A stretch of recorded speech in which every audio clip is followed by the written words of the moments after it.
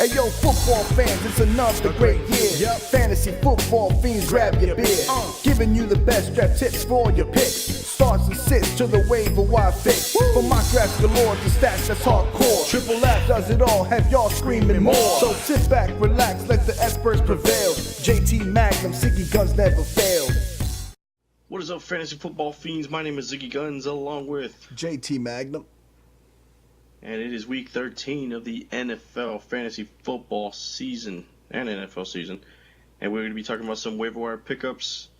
And maybe if you want to touch up on the game. And then we're also going to do our studs, duds, and papasons. So, JT. Not much to talk about the Let's game. Talk it was about dominant. Dominant defensive performance. Talk about your 49ers.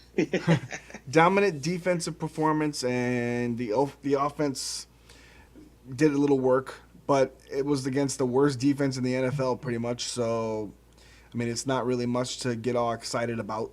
But I'm just glad they got a win. There is a couple things to get excited about. There is a couple of things to get excited about, and that is the fact that your receivers are starting to come back healthy. And if anything, it showed that right away they were giving Kaepernick confidence by letting him throw a lot, instead of it just being a bus driver, hand the ball over to Frank Gore and let the running game do it. I'd rather see bus driving.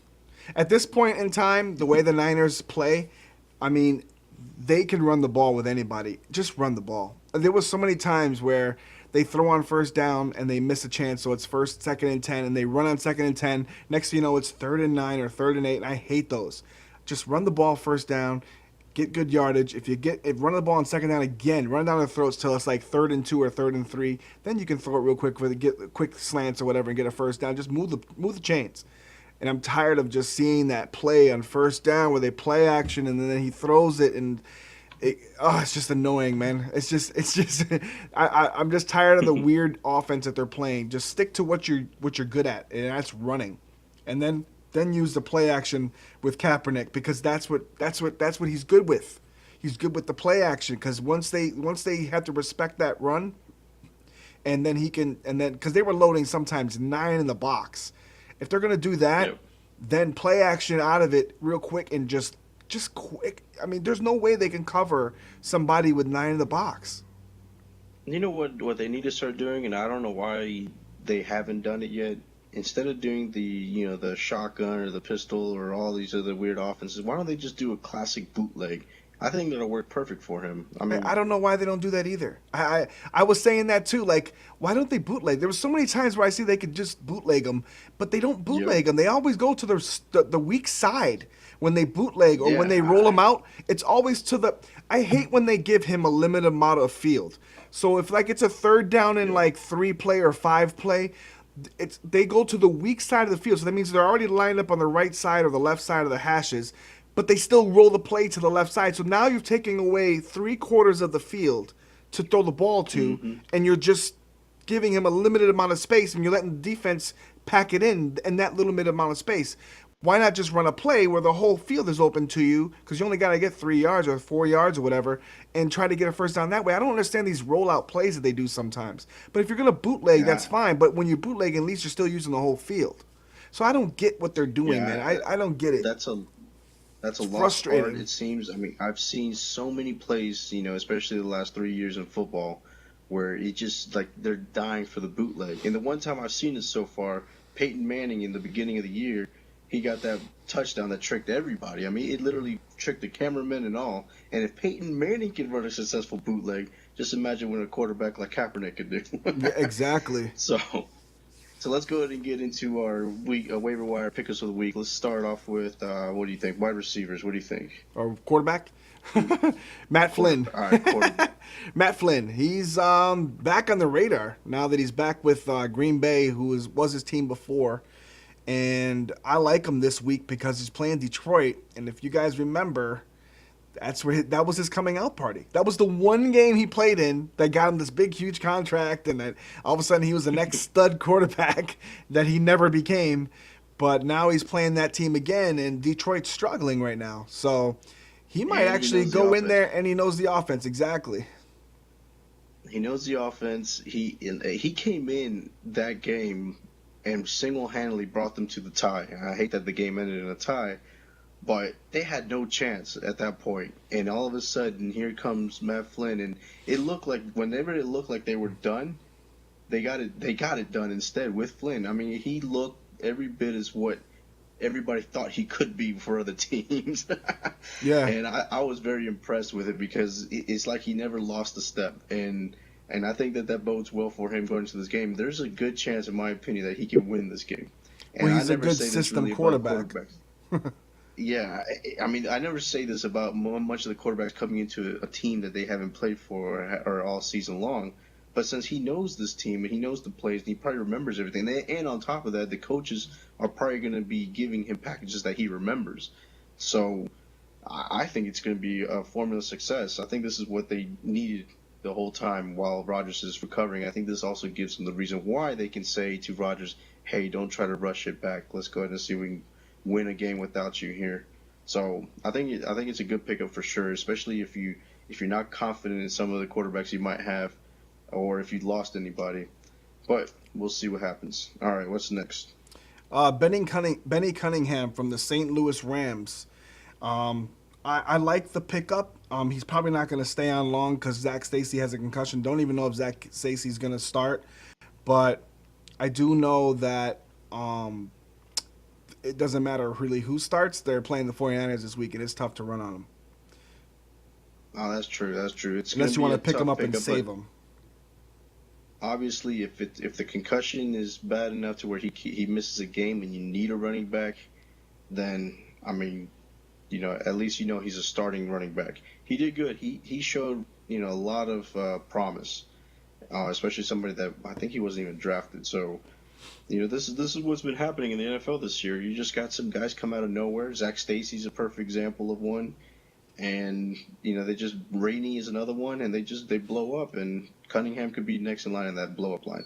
Certainly pick him up if it looks like Zach Stacy's not going to be able to play. What else we got? Now it's a wide receiver, Yeah, huh? Cordarrelle Patterson and Michael Crabtree coming off the pup list now. He's now activated. He's gonna play this week, and I Yep, they're like going to I like activate I him. like Crabtree. I mean, if you have a chance to pick him up in any league, pick him up. He's probably gonna do well. Chances are, if he can play, he's gonna do well. And he's a hard worker, obviously. And you saw what he did last year with Kaepernick. And he's only, I mean, probably the first game might not be anything major, but going into like maybe your playoffs, like week 15 or 16, he actually might do well for you. You know who I think is going to benefit the most? Anquan Bolden. Oh yeah, If Anquan Bolden, he's doing good even with being the number one, but if he's now the number two and getting some of these cornerbacks off of him, I can just imagine the games he can have in the future. So, but Michael Crabtree no doubt makes defenses have to plan for him, and certainly helps out the whole offense. So I'm talking about Vernon Davis is going to be helped. Kaepernick obviously is going to be helped. Frank Gore, the whole offense will be helped by this. So I say pick up Crabtree for sure if he's out there, if he's even out there, because a lot of people stash him for the whole season. And then as far as Patterson goes, Ponder's still a back quarterback, but it looks like what the coaches, Frazier's doing at this point, the coach is going to go ahead and start letting his young guys get a lot of playing time, because we're already starting to see that Adrian Peterson is even being used less, and now you're starting to see a lot more of what's his name, and I'm not even sure if that's really because of the contract situation or what, that maybe they just want to see what he is if they want to keep him. What's the running back again? I forgot his name already. I always forget his name. who? Which running back? The running back. The running back that's not Adrian Peterson. The white Oh, guy on the Toby team. Gerhart. Toby Gerhardt. Gerhart. There Yeah, you go. yeah, yeah. Yeah. Toby Gerhardt. But if you notice, he's been getting a lot more playing time. Yeah. And I think Well, they're just Peterson's hurt. I think they're starting to go ahead and just play though. I think then they're at the point now where you might as well let the young guys play. Yeah. So something to keep an eye on. So Patterson, I think, might be a good pickup because they might be throwing him a lot. What else we got? Tight ends? No tight ends this week, but because we've covered pretty much every tight end there is. I mean, there's not really much to talk about anymore, in the sense for that sense, and there's not any breakout like players. I mean, Jacob Tammy, I guess you could talk about from the Broncos since Julius Thomas is out. Yeah, Jacob Tammy yeah. is getting a lot more of the catches, and he seemed to be getting a lot of the third down catches. And he's got a repertoire with Manning already Man, from Indianapolis. But other Yep. than that, we go into defenses. The Jacksonville Jaguars this week we could talk about. They're actually scoring on defense, and they're playing Cleveland this week, who has been just troublesome on offense and turnover Yeah, they've been prone. turning over the turnover machine. We called it last week. We said Pittsburgh was going to have a good week because of the fact that Cleveland just all of a sudden can't hold on the ball. And sure enough, Oben now, dropped the fumble and they returned it. And then on top of that, Campbell threw, I think, 2 interceptions. They sacked him like 10 times. I mean, that and then Whedon comes in and he's Whedon, of course, and he throws an interception. So Yeah. if Whedon's the starter, that's a guaranteed 3-4 picks, and who knows, maybe 1 or 2 of those are return. Yeah, a lot of people are like people are still saying like we got a lot of the networks and like major like NFL like fantasy football shows saying start Agbayana this week and because they're playing the Jaguars and whatever. No, I'm telling you right now, I don't think they have been playing solid defense the past 3 weeks. I don't know what they've changed or what they're doing differently, but they have come together as a unit and they're playing really solid defense. And you might want to pick wide receivers against them, but the running has changed a lot. They're stopping the run, and Cleveland doesn't really have that great of a ground game, anyways. So look for like players like Greg Little, Josh Gordon to have good games, maybe Jordan Cameron, but I don't look for the running backs to do anything for Cleveland really, unless they're going to score like a 1 yard touchdown run because a wide receiver got them there. But that's pretty much. I don't see. I just think the Jaguars are actually going to do well defensively against Cleveland this week. You might get a lot of yards with the Yeah, receivers, but you won't get scores. I completely agree, and it's not like Houston.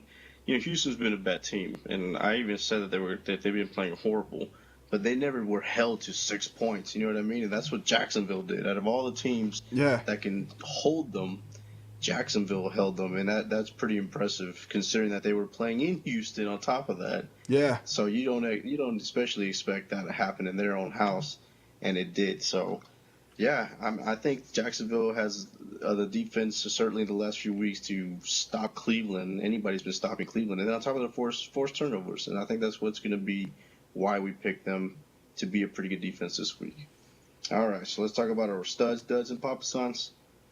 Who's My, your stud of the week? my stud of the week is going to be Frank Gore. He's been struggling the last couple weeks, but he always plays well against the St. Louis Rams, and the St. Louis Rams are having a lot of trouble stopping the run. So I look for Frank Gore to actually have a good over 100-yard game and maybe a couple touchdowns this week if they let him get the goal line carries.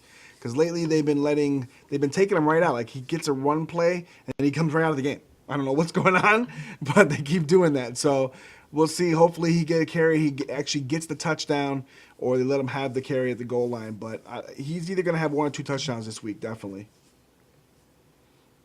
Yeah, I think that's a good one. My stud of the week is going to be Andre Brown. I mean, Andre Brown, ever since he's come, back from injury, here's his games: 115 yards, 66 yards, 127 yards rushing, 30 carries, 18 carries, 21 carries. And this is the guy that was supposed to be eased back in.